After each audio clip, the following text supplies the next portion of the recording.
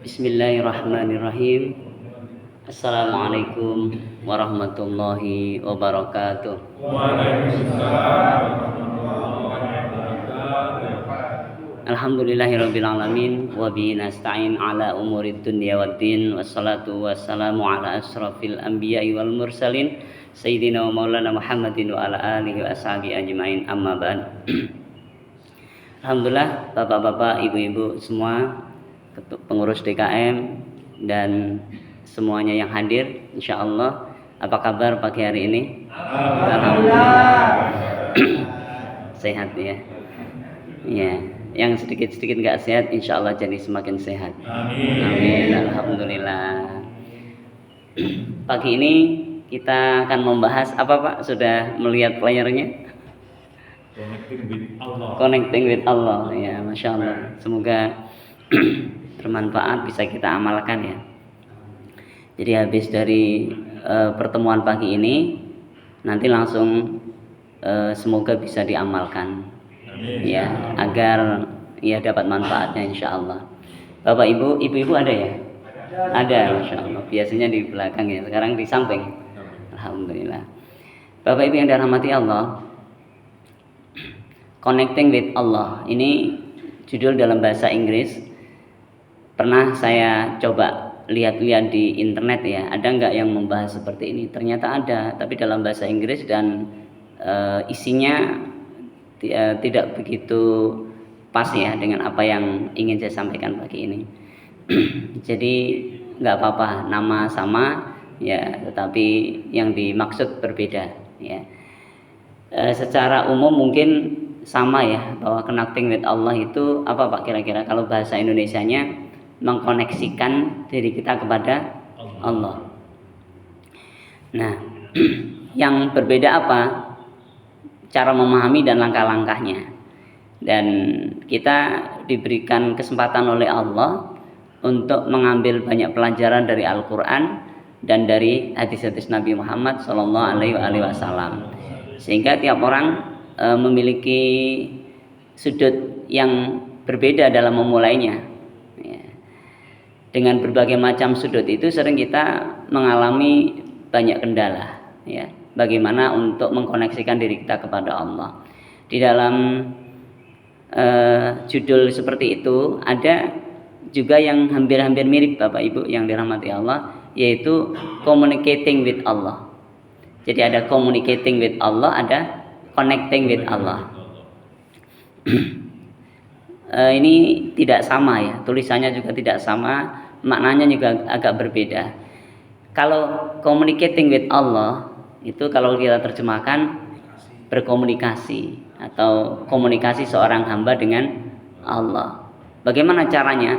Bisa lewat sholat, bisa lewat baca Quran, bisa lewat puasa, bisa lewat haji, bisa lewat sedekah, bisa lewat tahajud, bisa lewat mendoakan orang. Bahkan dulu yang pernah mungkin saya singgung self talk, dzikrillah ya, ngobrol sendiri dengan berzikir kepada Allah, itu bisa juga dengan itu, tapi masih communicating with Allah. Itu cara kita berkomunikasi kepada Allah.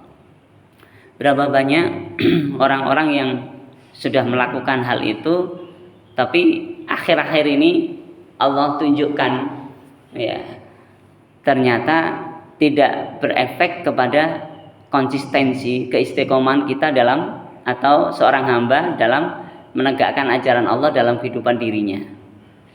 Ada orang tahu ya bahwa sholat itu wajib misalnya, tapi tidak semua orang muslim yang mengetahui sholat itu wajib mau menjalankannya. Bisa dijalankan sih, bisa jadi 3 waktu sehari, 4 waktu, tapi ada yang belum sampai lengkap 5 waktu. Berarti apa? Belum connecting with Allah. Baru berkomunikasi kepada Allah itu pun gak lengkap. Ada orang yang ketika mendapatkan masalah, dia bilang astagfirullahaladzim, tapi sedihnya lama sampai bertahun-tahun ya. Saya pernah tanya ke ibu-ibu waktu pengajian, Bu, kalau sedih berapa lama? Ya tergantung Pak Ustaz, tergantung masalahnya gitu. Ya ada yang setahun, 2 tahun gitu ya. Kalau dia nggak minta maaf ya nggak akan dimaafin gitu ya. Ada yang begitu. Padahal kalau sedih itu dalam ilmu kesehatan jiwa nggak sehat Pak ya. Betul nggak Pak ya? Kalau orang sedih kan nggak sehat. Syukron. Jadi kalau orang sedih itu nggak sehat. Dalam bahasa kesehatan jiwa berarti lagi ada penyakitnya. Sakitnya namanya sakit jiwa. Sakit jiwa. Ya. Sakit hati boleh. Biasanya sakit hati itu dipakai untuk bahasa-bahasa spiritual ya, religius. Tapi dalam dunia medis sakit jiwa. Ya kan Pak? Makanya dibuka rumah sakit jiwa bukan rumah sakit hati. Ya. Sehingga kalau kita sedih sebenarnya itu adalah awal dari kita terjangkit penyakit jiwa. Kalau sedihnya parah sampai stadium tinggi banget, akut, levelnya level mentok, maka harus dimasukkan ke rumah sakit rumah sakit jiwa. Loh kok seneng orang sakit kok lama banget ya, sakit hati ya atau sakit jiwa kok lama banget. Kalau lama banget bisa-bisa masuk ya rumah sakit jiwa. Nah, apa ini? Ini apa maksudnya atau kondisinya kenapa seperti itu? Karena seorang tersebut belum connecting with Allah. Nah, oke. Udah 2 contoh ya, nanti manfaatnya. Jadi insya Allah Bapak Ibu yang dirahmati Allah, kalau kita amalkan ini nanti langkah-langkahnya, pertama insya Allah Allah akan bimbing kita sehingga terus istiqomah konsisten menjalankan syariat Allah. Amin. Dalam diri kita, keluarga kita, anak cucu kita insya Allah ya. Terus kita juga akan dibebaskan dari rasa sedih yang berlama-lama. Padahal sudah ngamalin doa, Allahumma inni a'udzubika minal hammi wal hazan wa a'udzubika minal ajzi wal kasal wa a'udzubika minal jubni wal bukhl wa a'udzubika min ghalabati daini wa qahri rijal. Tiap pagi sore udah ngamalin tuh doa biar tidak sakit sedih ya, biar tidak iri dengki, biar tidak tertekan jiwanya, gundah gulana. Itu kan doa dari Nabi. Kita sudah rutin Pak Bu ya, pagi sore membaca itu. Tapi kadang sedih masih menjangkiti gitu. Kenapa ini? Ya, jawabannya lagi insya Allah perlu diperbaiki connecting with Allahnya. Oke. Yang ketiga contohnya ini biar kita semakin yakin dulu nih ya bahwa ini penting gitu. Contohnya ya dari sebuah realita, dan ini realitanya udah realitas sejarah Bapak Ibu ya. Apa itu realitanya? Tidak serta-merta ilmu yang kita dapatkan itu bisa mengubah karakter kita. Betul Pak ya? Betul ya? Betul Bu ya? Tidak serta-merta ilmu yang kita dapatkan bisa mengubah karakter kita, adab kita menjadi lebih baik. Bahkan semakin tinggi ilmu, semakin berat juga godaannya. Semakin banyak harta, berat juga godaannya. Semakin tinggi pangkat jabatan, semakin berat juga godaannya. Ya, semuanya ya, pasti akan diuji sama Allah. Nah, kita lihat sebuah fenomena bahwa orang belajar agama sampai dia hafal Al-Quran, sampai dia kemudian ya hebat mengajarkan banyak ilmu tentang Al-Quran, mungkin dikenal ahli sanad dan sebagainya, tapi ya tidak mampu ya menolak godaan sehingga melakukan sesuatu yang dilarang oleh Allah. Ya, itu kasus-kasus terkini ya Bapak Ibu sudah connect semua ya insya Allah. Jadi kenapa demikian? Karena belum connecting with Allah. Dalam surat Al-Jumu'ah ayat 5 diingatkan orang-orang berilmu sampai setumpuk ya, atau apa bahasanya, segebok gitu ya. Ya, ilmu yang didapatkan di dalam otaknya ya, bahkan di dalam hatinya sekalipun, dia belum tentu menjamin adabnya baik, akhlaknya baik. Suatu titik, suatu saat, kata Bang Nabi dulu, ingat, awas ada kesempatan dan apa itu? Ada ada waktu ya, atau ada kesempatan itu kata Bang Nabi dulu, pasti akan ada kejahatan ya yang diberikan karpet merah gitu ya. Nah, kenapa yang sudah tahu ilmunya, sudah tahu tapi melanggar ya? Seperti kamunya Nabi Lut, udah dikasih tahu laki-laki ya pasangannya perempuan, perempuan pasangannya laki-laki, malah jawab apa? Kamu kan tahu aku dari dulu nggak suka perempuan. Masya Allah, naudzubillah. Semoga Allah selamatkan kita, Pak. Nah, ini kenapa begini? Karena connecting with Allah-nya bermasalah. Ya. Oke, connecting with Allah-nya bermasalah. Ada dalam sejarah kita kenal Sunagorogonya ya, Bapak Ibu yang di dunia kemiliteran atau dunia nasionalisme pasti akan kenal ya. Sunagorogonya itu gelarnya apa Pak? Panggilannya di Aceh waktu itu apa Pak? Ingat nggak? Ingat nggak Sunagorogonya? Panggilannya apa? Atau lakopnya, nama terkenalnya, nama bekennya, sampai orang tuh nggak tahu nama aslinya Sunagorogonya. Ya, Abdul Ghaffar. Abdul Ghaffar.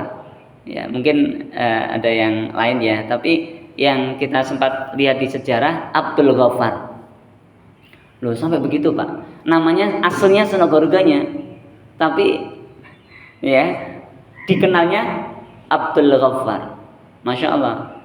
Itu zaman penjajahan Belanda ya. Ya, karena ingin menguasai Aceh, ya, sehingga mengutus seorang orientalis. Apa itu orientalis?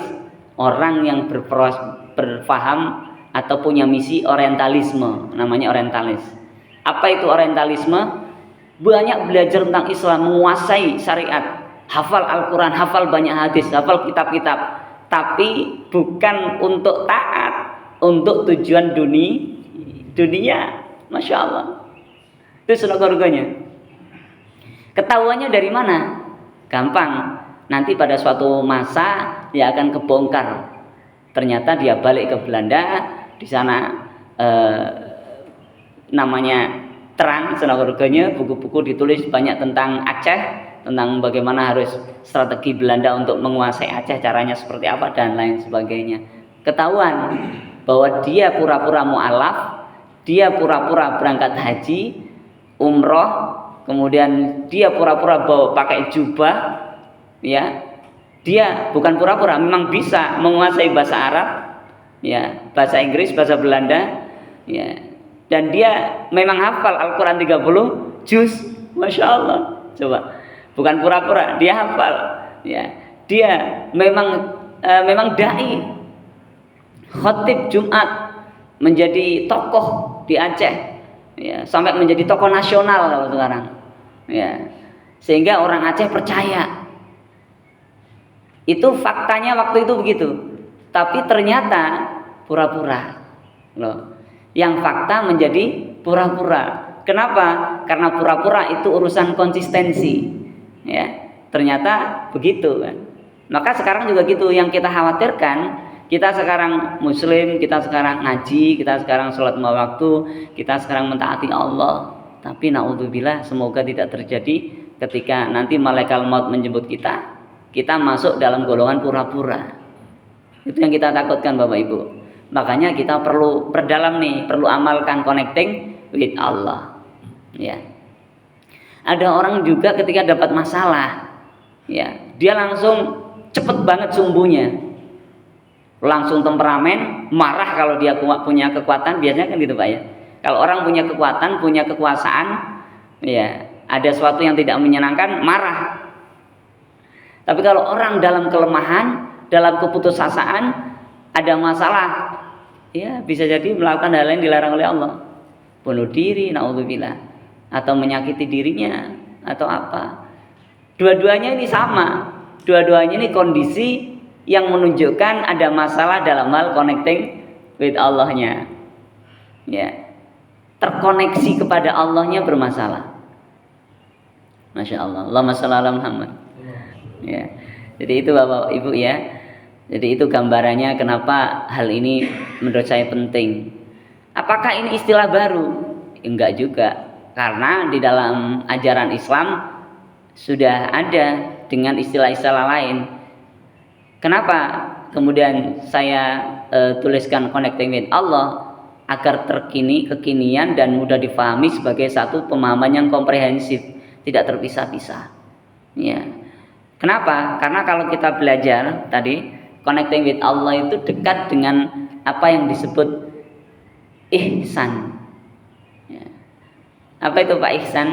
Anta budallah ka'annaka tarahu fa illam takun tarahu fa innahu yaraka. Itu dalam hadis Nabi. Apa itu ihsan? Kamu beribadah kepada Allah seakan-akan melihat Allah. Jika tidak, maka seakan-akan kamu dilihat oleh Allah atau Allah melihatmu. Itu ihsan. Itulah connecting with Allah. Ya. Atau apa? Ikhlas. Kita beramal itu hanya ingin balasan dari Allah, bukan ingin dengar ucapan terima kasihnya. Dalam ilmu motivasi, betapa banyak penyakit sembuh karena sering berbagi. Ya, kenapa kok sembuh? Karena ketika berbagi itu dia mendengarkan ucapan terima kasih dari orang yang dibagi. Jadi ada kebahagiaan, katanya begitu. Padahal tidak semua orang yang kita bagi mengucapkan terima kasih. Kalau kita masih berharap ucapan terima kasih, kebaikan dari orang yang kita bagi, maka kita belum ikhlas. Ada masalah dengan connecting with Allah-nya. Atau apa yang kita kenal dengan mujahadah. Ya, mujahadah itu berusaha bersungguh-sungguh meminta kepada Allah. Atau muraqabah, berusaha bersungguh-sungguh mendekati Allah. Ya. Jadi ini semua yang kita sebut dengan connecting with Allah.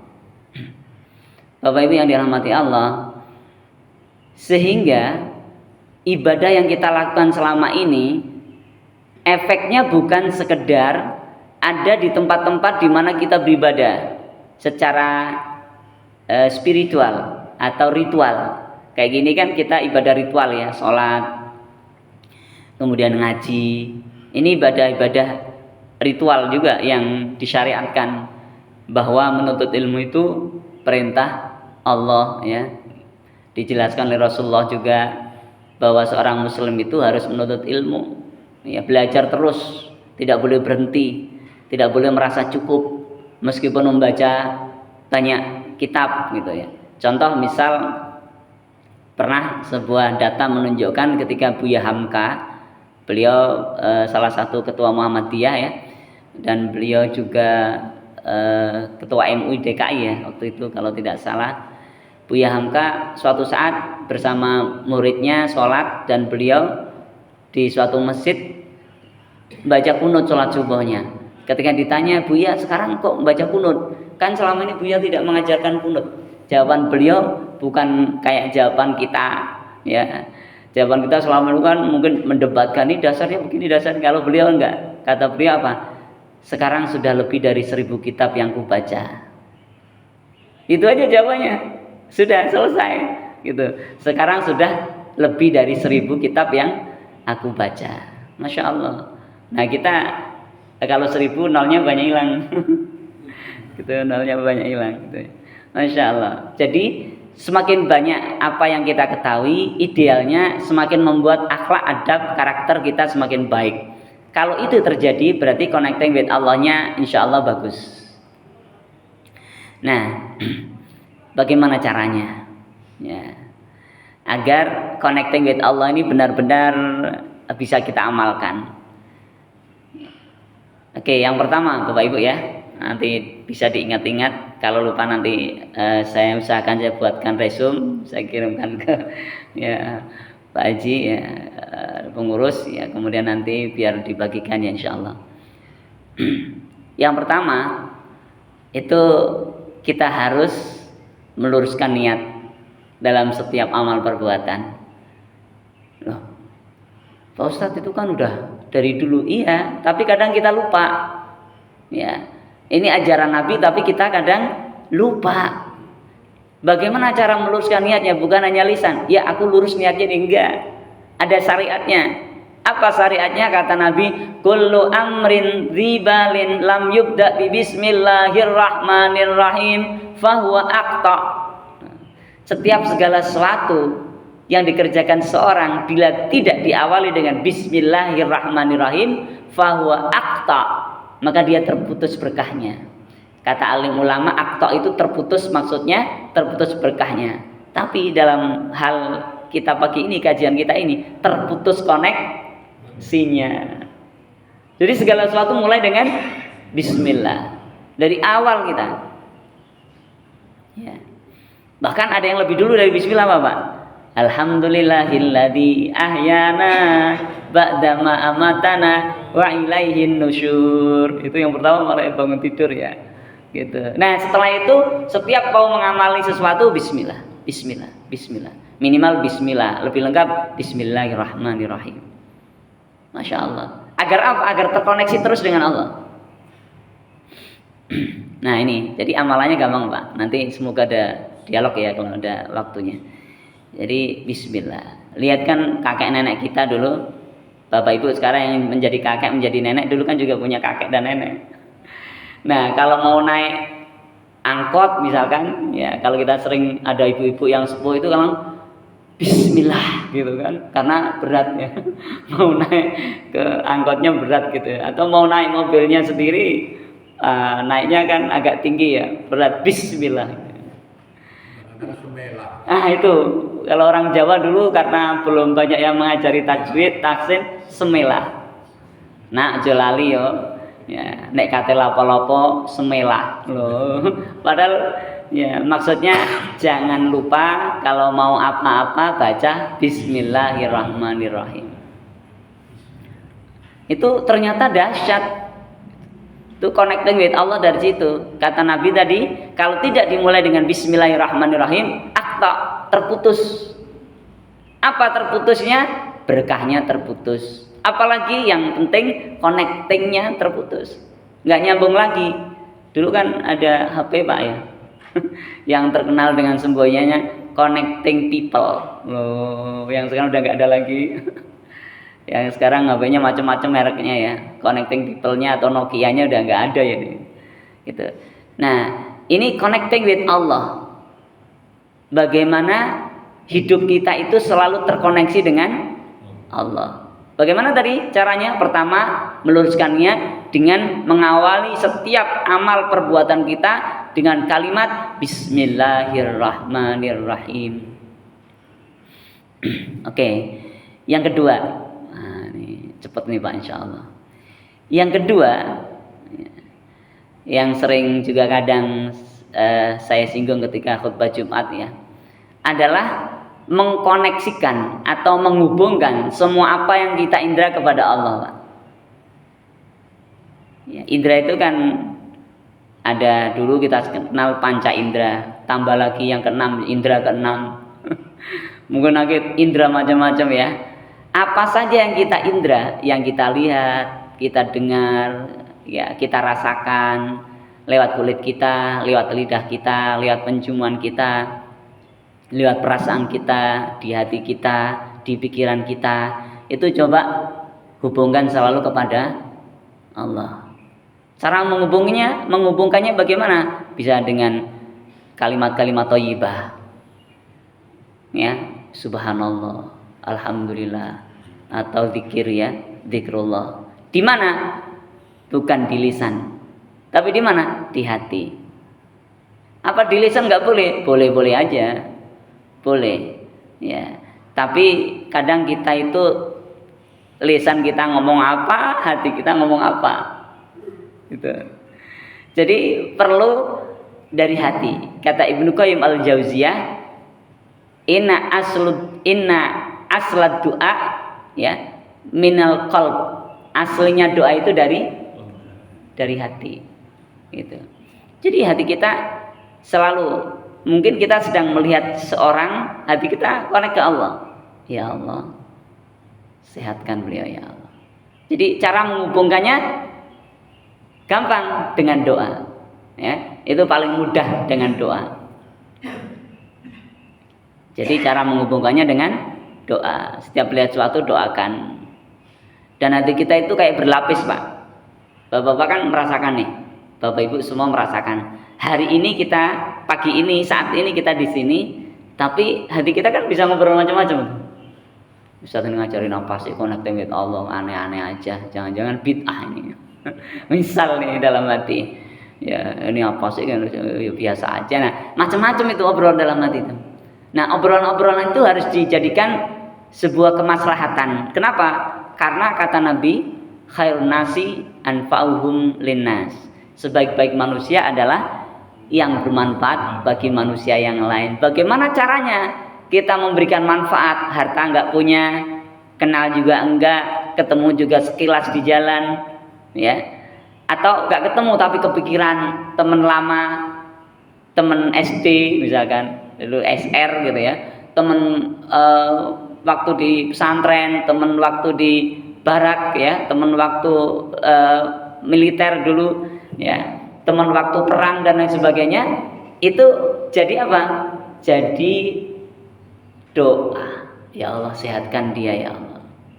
Tapi dalam hati, Pak, karena kalau diomongin nanti kita dibilang orang agak aneh ngomong sendiri, ya kan?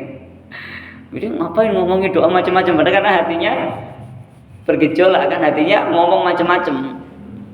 Dalam ilmu psikologi itu kata para psikolog, setiap hari pagi sampai pagi lagi atau 24 jam minimal itu seorang ngobrol, Pak, bukan berkata ya. Ngobrol sendiri 50.000 kali itu minimal. Ya kalau banyak masalah ya bisa lebih.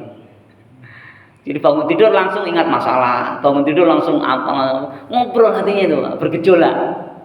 Nah, jadi 50.000 kali itu kalau ditaklukkan dengan doa menjadi connecting with Allah. Masya Allah. Ya, semoga kita bisa, Pak ya.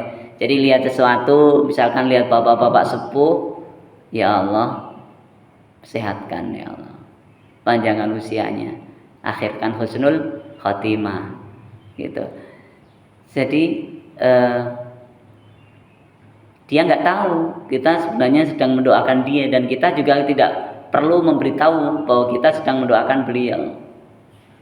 Kok nggak perlu ngasih tahu? Karena kata Nabi, "Ma min abdin muslimin yad'u li akhi bi dhahril ghaib illa qalal malaku walaka bi mithlin." Tidak ada seorang hamba yang mendoakan orang lain tanpa sepengetahuannya, ya. Tanpa sepengetahuan hamba tersebut, kecuali seorang malaikat mengatakan walaka bi mithlin, kamu juga dapat bagian yang sama. Jadi kalau kita mau didoain malaikat, itu perbanyak mendoakan orang lain tanpa sepengetahuan dia. Tapi tujuannya bukan ingin didoakan malaikat, Pak. Itu efeknya. Tujuannya apa? Connecting with Allah. Ingin selalu bersama Allah. Nah, ini. Kalau bahasa lainnya selain tadi kita bahas di awal, connecting with Allah itu bahasa yang juga sering dikenal adalah ma'iyatullah. Kebersamaan dengan Allah, itu ma'iyatullah.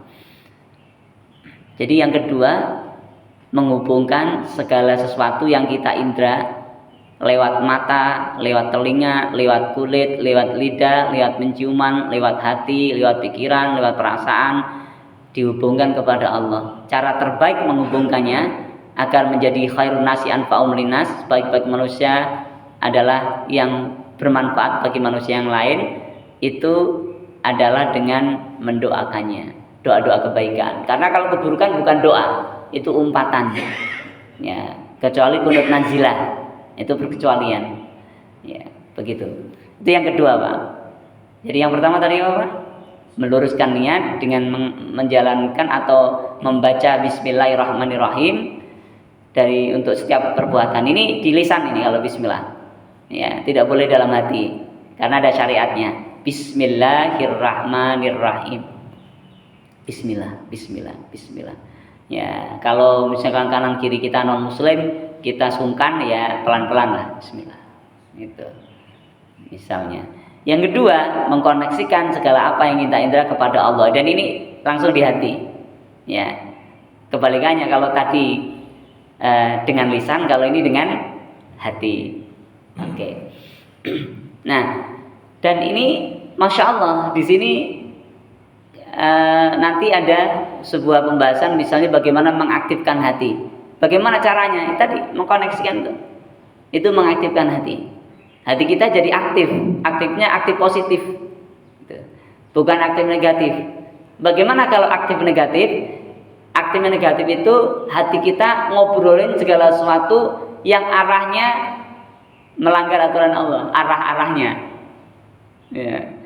Jadi kalau bahasa sehari-hari itu ngeres. Jadi bukan hanya pikiran tapi hati kita. Sebenarnya kalau pikiranmu ngeres sih gitu. Maksudnya hati juga. Kan hati dan pikiran tuh 11-12 gitu.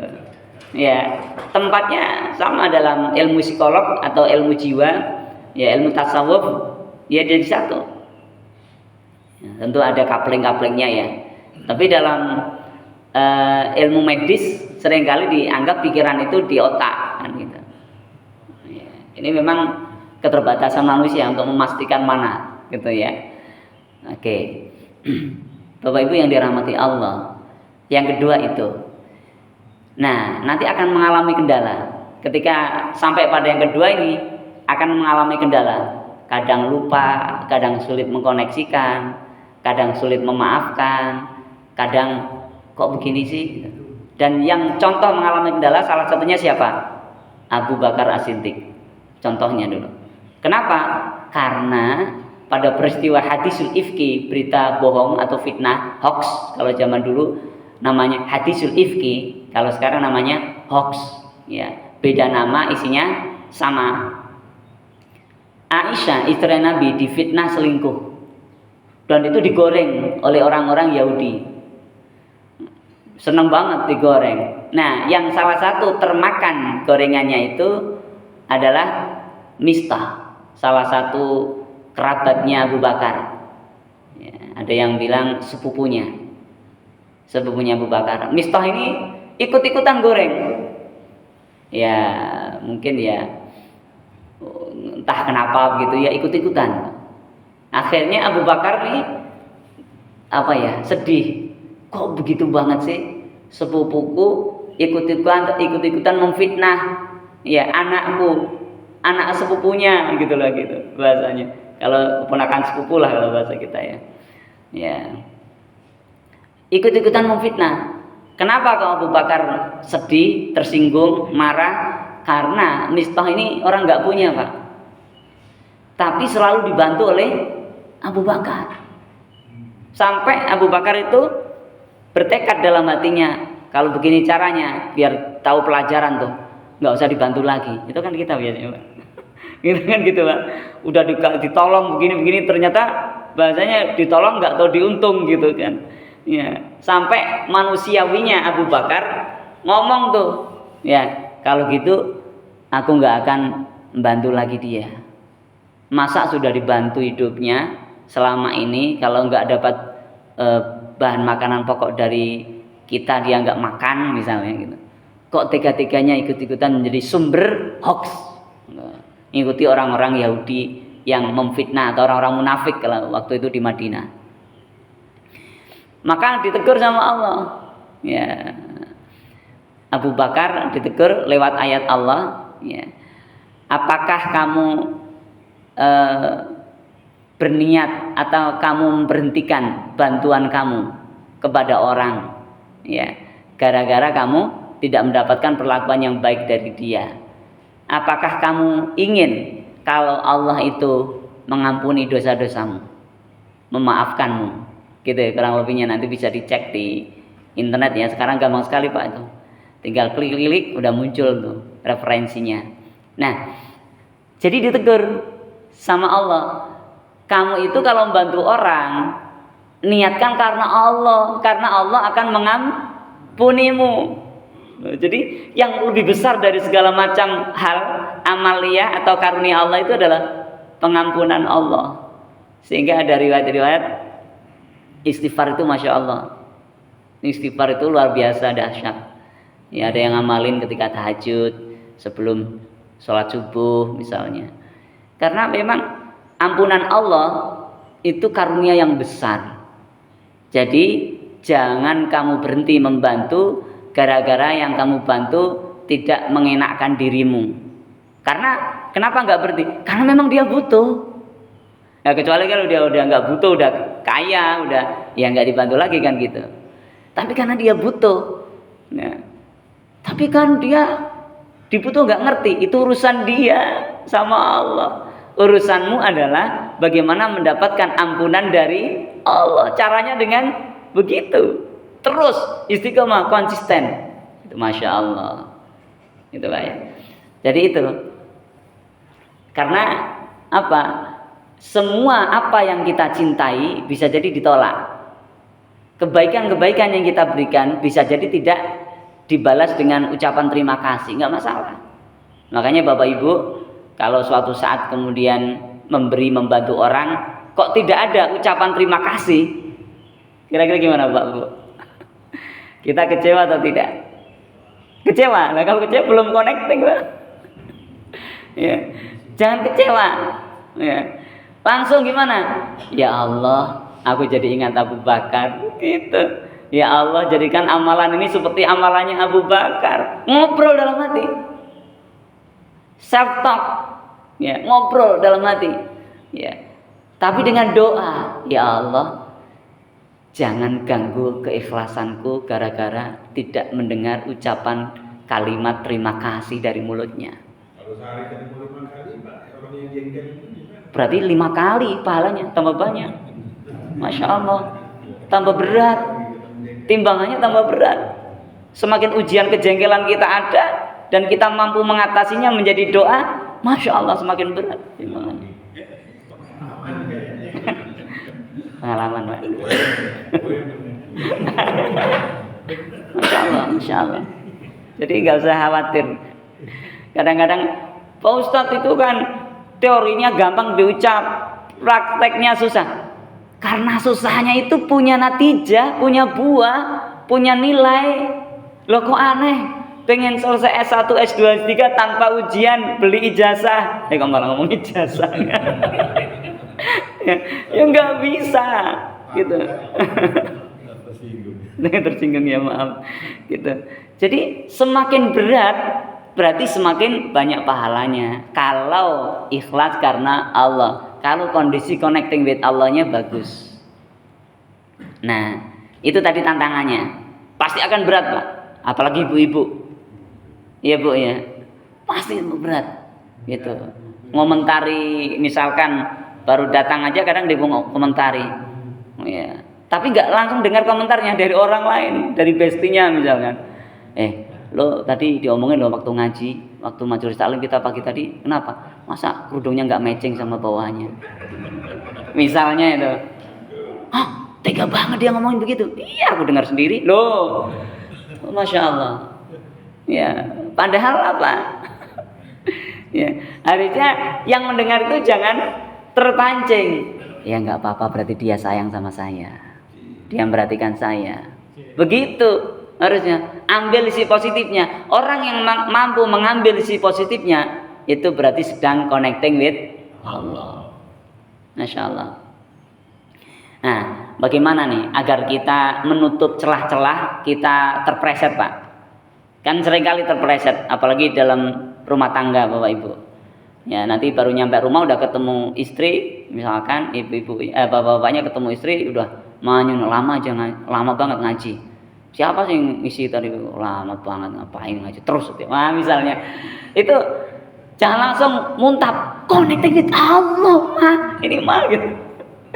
Bukan ya. Langsung aja ngobrol dalam hati. Ya Allah, buka pintu hatinya, ampuni dia, jadikan dia istri soleha. Ya, satukan kami di surgamu ya Allah, bersama anak cucu kami ya Allah. Bisa jadi dia ngomong begitu, kita mendengar begitu, tapi kita merembes Pak, air mata di mata kita ini. Bukan karena omongan dia, tapi doa-doa kita. Ingin nanti di akhirat itu bersama. Jangan dibalik. Ya Allah, nanti di akhirat gue nggak mau deh sama dia lagi. Lagi. Loh, ya jangan begitu. Kenapa? Karena nanti di surga beda Pak. Pasti kita minta yang terbaik. Saya nggak mungkin minta kecil kayak gini. Gitu kan ya, manusiawi gitu ya. Lebih cakep, lebih muda, usia 35-an, terbaik, Masya Allah. bidadari gitu. Para ibu jadi bidadari, para istri jadi bidadari, menjadi ratunya bidadarinya surga. Loh. Masya Allah. Jadi ya nanti istrinya melihat loh, suamiku berkaca-kaca, aku salah kali mau, padahal kita sebenarnya sedang berdoa di dalam hati. Efeknya dia jadi terbuka lagi. Ya nggak harus melihat kaca mata kita berkaca-kaca, enggak. Tetapi ada energi spiritual yang akan Allah alirkan. Itu, Pak. Lewat connecting with Allah. Langkah yang kedua, mendoakan apapun yang kita indra di dalam hati kita tanpa diketahui orang. Masya Allah. Dan biasanya nanti dicoba, Pak, langsung diuji sama Allah ya. Jadi kalau kita nanti pulang nih dari sini, ya baru berjalan sudah ada kata-kata yang nggak mengenakan kita, itu ujiannya. Sudah ada kondisi yang membuat kita itu jadi nggak nyaman, itu ujiannya. Dan itu saatnya connecting with Allah. Jangan dibiarkan, itu saatnya. Itu. Jangan disikapi dengan sikap hawa nafsu, karena di dalam diri kita ini ada hawa nafsu, temperamen. Ya, dalam teori psikologi, Michel Foucault dia mengatakan ya sebuah kekuasaan yang tidak diawasi akan memunculkan dominasi. Loh. Ya. Kekuasaan yang nggak terawasi siapa? Ahli-ahli agama, kiai, ajengan, habib, sayyid, siapapun namanya, nggak ada pengawasan, dia akan muncul kesempatan untuk apa, Pak? Namanya spiritual abuse. Ya, melecehkan spiritual. Loh. Dibilang ini syaratnya begini, kalau kamu mau tahsinnya bagus harus begini nih, harus begini, Masya Allah. Padahal dilarang sama Allah. Apalagi sampai memfitnah Nabi Muhammad Sallallahu Alaihi Wasallam, Masya Allah, naudzubillah. Hanya karena hawa nafsunya, spiritual abuse, naudzubillah. Semoga Allah selamatkan. Nah, ini connecting with Allah akan menetralisir itu. Bagaimana cara menutup lubang-lubang agar kita tidak terpleset? Kata pepatah, sepandai-pandainya tupai melompat, suatu saat akan jatuh. Nah, biar nggak jatuh, siapa yang bisa jagain agar nggak jatuh? Ya Allah. Bagaimana caranya? Minta kepada Allah. Bagaimana doanya? Nah, ini doanya. Bapak Ibu yang dirahmati Allah, di dalam hadis Nabi, beliau pernah mengajarkan, Allahumma ati nafsi taqwaha wa zakkiha. Anta khairu man zakkaha, anta waliyuha wa maulaha. Kepanjangan nih, Pak. Dipendekin aja, yang depannya aja misalnya. Allahumma ati nafsi taqwaha wa zakkiha. Itu diajarkan Nabi. Allahumma ati nafsi taqwaha wa zakkiha. Nanti bisa di searching di internet. Itu judulnya doa apa ya? Pembersih jiwa atau apa begitu ya. Kalau kita mau cari tahu nanti, Allahumma ati nafsi taqwaha wa zakkiha. Ya Allah, berikan pada jiwaku. Jiwa itu bahasa Indonesianya hawa nafsu, Pak. Jadi hawa. Ya sebenarnya jiwa itu hawa atau nafsu. Nah, kalau kita kenal hawa nafsu, orientasinya kadang negatif. Padahal aslinya ya normal-normal aja. Ya. Fa'alhamaha fujuraha wa taqwaha, qad aflaha man zakkaha wa qad khaba man dassaha. Itu. Jadi kita doa itu diajarkan oleh Nabi. Jadi yang pertama tadi membaca bismillah setiap mau amal perbuatan. Yang kedua mengkaitkan segala sesuatu dengan Allah dengan doa, doain siapapun tapi nggak usah diucap dan nggak usah harus kenal dulu. Emang dia siapa? Ngapain didoain? Nggak usah begitu. Langsung karena dia makhluknya Allah, ciptaannya Allah. Yang ketiga membaca doa. Allahumma ati nafsi taqwaha wa zakkiha. Ya Allah, berikan pada jiwaku ini ya ketakwaannya dan sucikanlah ya Allah. Terus itu habis sholat atau sewaktu-waktu kalau kita lagi ngeblank tadi mau apa ya agak mau terpleset segera Allahumma ati nafsi taqwaha wa zakkiha ya Allah. Ya. Kalau bahasa terjemahan bebas yang saya suka itu ya Allah taklukkan jiwaku ya Allah. Gitu. Agar selalu taat kepadamu. Kenapa? Karena jiwa ini, Pak, atau hati bukan hati, jiwa atau bahasa Arabnya nafsun ya. Itu adalah pembisiknya hati. Jadi kalau hati kita itu raja, ada hadis Nabi ya idza soluhat jasadu kullu wa idza fasadal jasadu kullu itu. Idza soluhat jasadu kullu wa idza fasadal jasadu kullu. Itu ada segumpal daging yang kemudian dimaknai oleh para mufassir sebagai hati. Kalau hatinya baik, semua akan baik. Kalau hatinya buruk, semua akan buruk.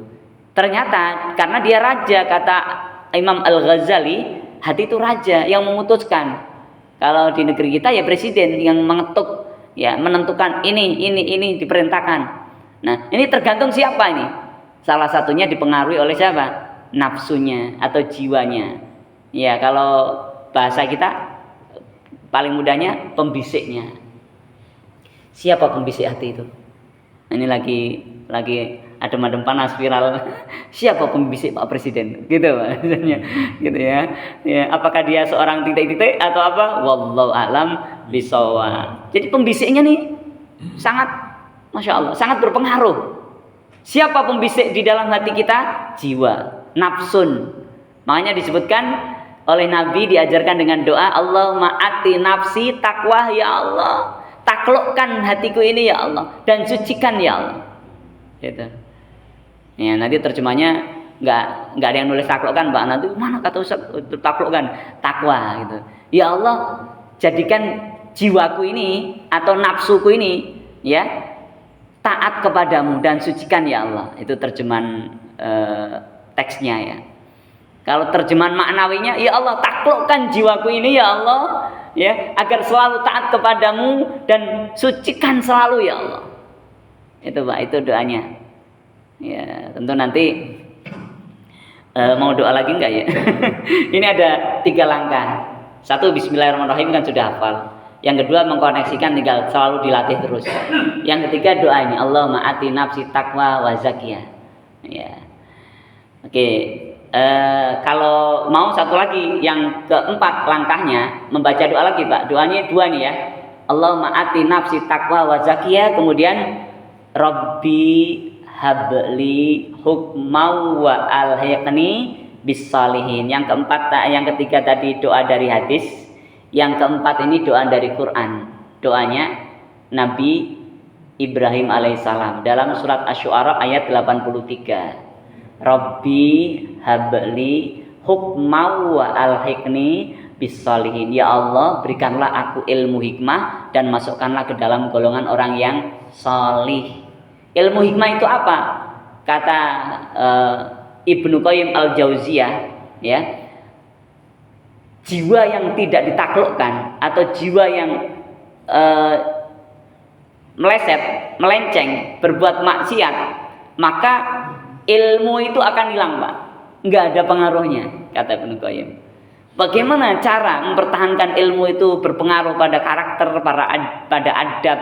Ya, membaca doa ini, Allahumma ati nafsi taqwa zakiyah. Ya, Rabbi habli hukma wa alhiqni bisalihin. Ilmu hikmah ini menurut Imam Al-Ghazali dia seperti cahaya yang menerangi hati seorang sehingga dia bisa mengamalkan kebaikan. Rabbi habli hukma wa alhiqni bisalihin, ringan, ya, tidak gampang terpengaruh. Bangun tidur tahajud, bismillah tahajud, langsung ringan. Kadang ada Pak, bangun tidur masih jam berapa? Jam 3 tidur lagi, gitu ya, berat gitu ya. Nah, biar ringan ya Pak, Rabbi habli hukma wa alhiqni bisalihin, biar ringan, biar gampang mengkoneksikan juga ini, Rabbi habli hukma wa alhiqni bisalihin. Itu ilmu hikmah namanya, ilmu yang diberikan oleh Allah kepada semua nabi dan rasul. Masya Allah Pak. Makanya Nabiullah Yusuf kalau nggak dapat ilmu hikmah, nggak mungkin beliau setelah menjadi pejabat, menjadi pemimpin, nggak akan dendam ke saudara-saudaranya yang masukkan dia ke dalam sumur. Nabi Yusuf nggak terpengaruh dengan godaan wanita cantik Zulaikha. Kenapa? Rabbi habli hukmau alhiqni bisalihin. Ya, ada ilmu hikmah, ada cahaya di dalam hatinya sehingga dia bisa menyinari. Cahayanya terang dalam hatinya dengan Rabbi habli, terus pembisiknya juga terkontrol. Allahumma ati nafsi taqwaha wa zakiyah. Pembisiknya juga selalu baik. Mau bisikan buruk sudah jewer sama Allah gitu Pak. Kamu mau ngomong apa tuh? Jangan ngomong aneh-aneh, ngomong yang benar. Gitu. Kamu mau manipulasi ya, ngomong katanya baik-baik padahal nggak baik. Ngomong yang sebenarnya misalnya. Itu jewerannya langsung dari Allah. Yang meluruskan langsung Allah. Kenapa? Karena kita minta pada Allah. Itu bedanya ilmu Islam sama ilmu ateis gitu ya. Ilmu yang tidak bertuhan. Dalam ilmu psikologi nggak kenal dunia-dunia itu Pak. Ya, dunia spiritual, dunia yang tidak begitu diminati kan. Ya, sehingga tokoh-tokoh psikolog kadang yang dari barat, ateis itu banyak yang ya memberikan teori-teori psikologi tapi perilakunya aneh-aneh gitu. Nah, Nabiullah Muhammad SAW, beliau seorang uswah hasanah, seorang teladan, seorang contoh yang baik, seorang suami, seorang pejuang, seorang presiden, seorang pengusaha, Masya Allah.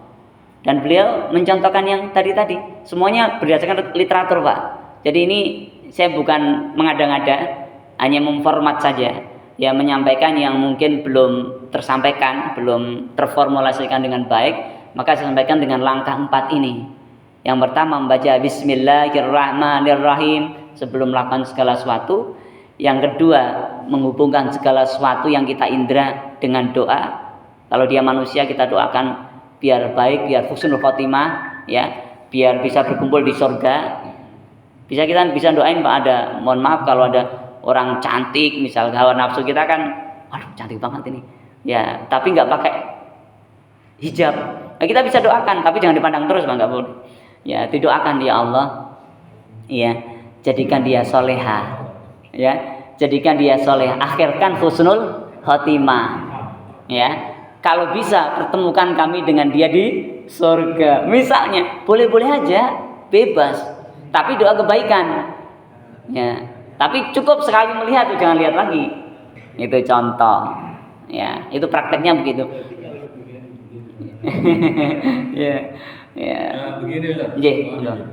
Kita pengurus di kami ini kan kadang ada orang yang aneh-aneh gitu ya. Terus kita bilang sampah gitu. Gimana gitu?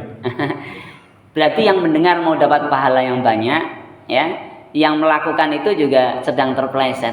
Ya, yang bilang sampah. Ya sebenarnya sampah itu kan baik-baik aja. Ngomong, sampahnya taruh sini ya kan boleh. Itu Pak, sampahnya di sana tolong diambil ya, boleh. Tapi kalau pas ngomong-ngomong tiba-tiba sampah, nah itu kadang kan menyinggung. Nah, orang yang mendengar jangan tersinggung. Itu kesempatan Allah ngasih kita pahala banyak. Iya, tapi jangan besok bilang aja ya Pak, nggak boleh gitu. Besok bilang lagi ya, enggak. Ya, udah kita saling paham gitu. Jadi banyak ngobrolnya dalam hati. Ya Allah, beliau sudah sepuh ya Allah, tapi susah mengontrol, kendalikan ya Allah, bantu beliau ya Allah, sadarkan ya Allah. Dan aku juga tolong ya Allah, jangan sampai aku menjadi orang yang mendoakan orang lain tapi aku sendiri nggak kau tolong ya Allah, aku nggak mampu kalau nggak kau tolong ya Allah.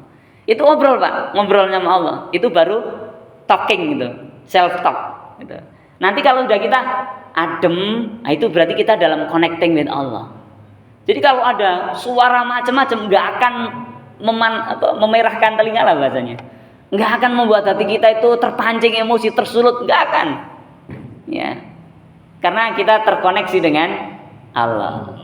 Pertama, membaca Bismillahirrahmanirrahim. Kedua, mengkoneksikan atau menghubungkan segala sesuatu yang kita indra dengan doa. Yang ketiga, membaca doa Allahumma ati nafsi taqwa wa zakiyah. Kalau nggak bisa Arabnya, tinggal terjemahnya ya Allah, ya berikan jiwaku ini atau hawa nafsuku ini takwanya dan sucikan ya Allah. Yang keempat, minta ilmu hikmah kepada Allah. Ya, Rabbi habli hukma wa alhiqni bisolihin. Asy-Syu'ara ayat 83. Ya, hadis Quran. Insya Allah dengan 4 langkah ini Bapak Ibu yang dirahmati Allah, kita akan berada dalam connecting with Allah. Amin ya rabbal alamin. Jazakumullah.